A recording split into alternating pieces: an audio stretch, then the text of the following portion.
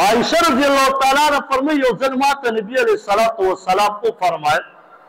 وی عائشہ رضی اللہ تعالیٰ عنها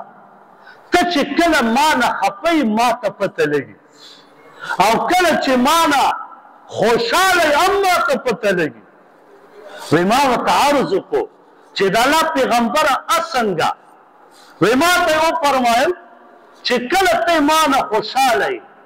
نو ته وایې چې د رب د محمد صلی الله علیه وسلم باندې مې قسم وي نو ته د رب نه بعد زما نوم والې چې په رب د محمد صلی الله علیه وسلم باندې مې دې قسم وي چې ما دا کار داسې کړی یا مې نه دی کړی او چې کله ته ما نه خپئ نو ته بیا داسې وایې چې په رب د ابراهیم علیه السلام باندې مې دې قسم وي چې ما دا کار کړی یا مې نه دی کړی نبی علیه السلام چې دا وفرمایل عایشه رضی الله تعالی عنها ورته عرض کړي د الله پیغمبره همدغسې ده خو صرف دومره کوم چې صورت نوم دې پرېږدمه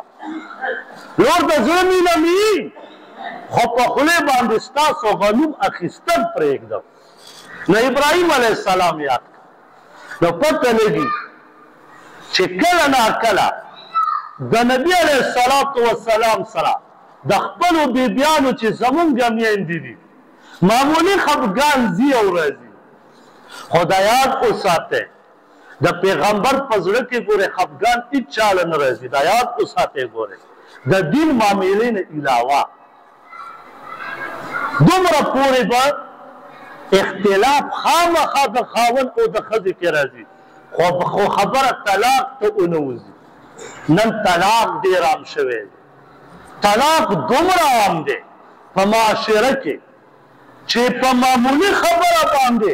ښځې له طلاق میلاویږي او داسې کمبخته خلک بیا شته چې سره د طلاق د باوجود نه د بیا هم دغه بیبي مسلمانه بیا په زنا کې مبتلا دی